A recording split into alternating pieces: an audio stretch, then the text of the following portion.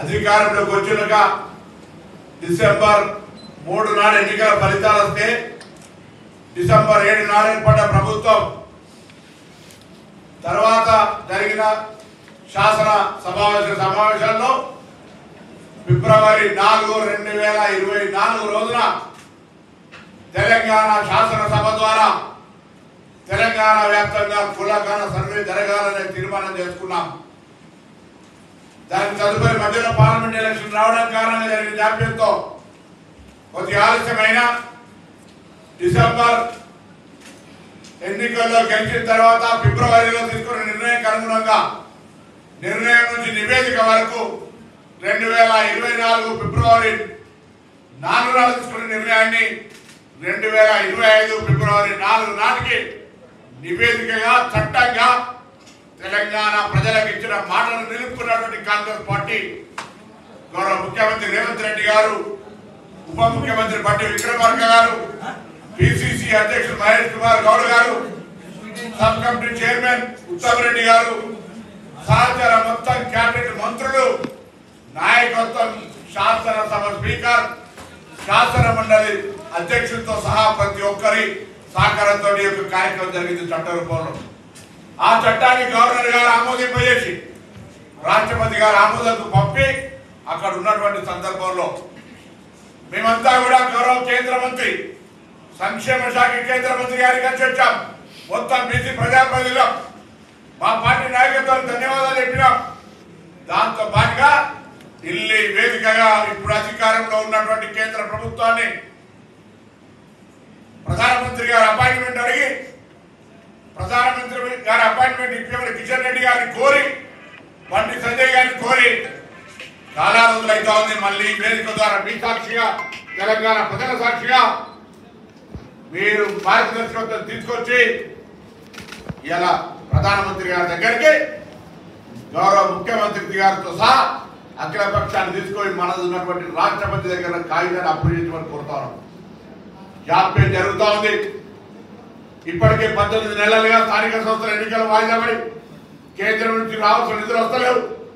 కానీ ఎక్కడ చెల్లించకుండా మా ప్రభుత్వం ఎన్నికల్లో ఇచ్చిన వాగ్దానమైన 42% రిజర్వేషన్ అమలు చేయాలనేటువంటి లక్ష్యంతో న్యాయపరమైన చిక్కులు రావద్దని డెడికేషన్ కమిషన్ ఏర్పాటు చేసుకొని పంచాయతీరాజ్ చట్టంలో ఉన్నటువంటి మాటలు తీసేసుకొని ఆర్డినెన్స్ తెచ్చుకొని ఇవాళ 42% రిజర్వేషన్లకు అన్ని రకాలుగా మార్గాన్ని సుగమం చేసుకుంటూ పోతా ఉన్నాం. కానీ పుట్టుకతోటి బలహీన వర్గాలకు వ్యతిరేకం మండల కమిషన్ వస్తే కమండలం పేరు మీద రిజర్వేషన్లు కనబడకుండా చేయాలనే ప్రయత్నం చేశారు.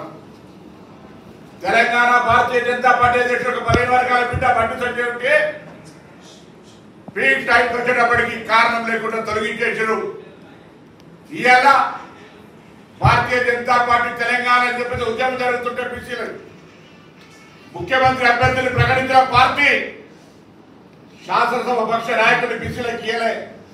పాయల్ శంకర్ లాంటి సమర్థవంతమైనటువంటి బీజేపీ నాయకుడు ఉన్నా ఇవాళ మళ్ళీ అర్హత కలిగినటువంటి 4 పార్లమెంట్ సభ్యులు అరవింద్ గారు, బండి సంజయ్ గారు, ఈటెల రాజేందర్ గారు, ఆర్ కృష్ణయ్య గారితో సహా రాజాసింగ్ గారు ఇలా బలహీన వర్గాల బిడ్డ పార్టీ నిర్ణయం మీద గొంతెత్తితే ఆయన రాజీనామా కూడా పార్టీ నుంచి ఆమోదింపజేసినటువంటి పార్టీ.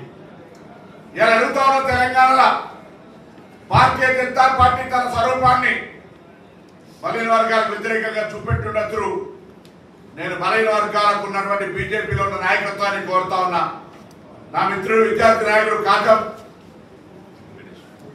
వెంకటేశ్వర యాదవ్ కావచ్చు, లేదా భారతీయ జనతా పార్టీలో ఉన్నటువంటి పార్లమెంట్ సభ్యులు కావచ్చు, లేదా మేము విద్యార్థి దశలో ఆనాడు మండల కమిషన్, మురళీధరరావు కమిషన్ కొట్లాడినాడు మాకు నాయకత్వం వహించినటువంటి ఆర్ కృష్ణయ్య గారు కావచ్చు, ఇంతకుముందు చెప్పినట్టుగా 40 సంవత్సరాల నుంచి జగన్నాథరావు గారు, కేశవరావు గారు, వెంకటస్వామి గారు, బాలగౌడ్ గారు, మాణిక్రావు గారు, అనేక మంది తపన వాళ్ళంతా కీర్తి చేసిన ఉండొచ్చు.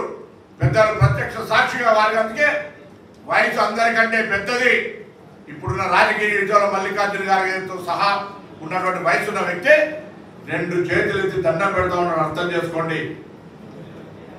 ఇంత పెద్ద కార్యక్రమం జరుగుతూ ఉంటుంటే రాజకీయ పార్టీలో ఉండొచ్చు మీరు, మీ పార్టీ ఒక ఇంట్రెస్ట్ మేము కాదనం, కానీ దానికంటే పెద్దది ఇలా సమాజంలో ఉన్నటువంటి అట్టడుగు వర్గాలకు సంబంధించిన బలహీన వర్గాల అభివృద్ధికి స్థానిక సంస్థల ప్రజాప్రతినిధుల ద్వారా రేపు చట్టసభల్లో ప్రవేశించేటువంటి వేదిక ఆ స్థానిక సంస్థల్లో నోటి కాడి కూడును జరగొట్టని మీ పార్టీలో మీరే ఒక రెబల్ థ్రెడర్గా మారాలి తప్ప ప్రభుత్వ నిర్ణయానికి ఎక్కడ కూడా విమర్శించేటువంటి పరిస్థితి రావద్దని కోరుతా ఉన్నాను.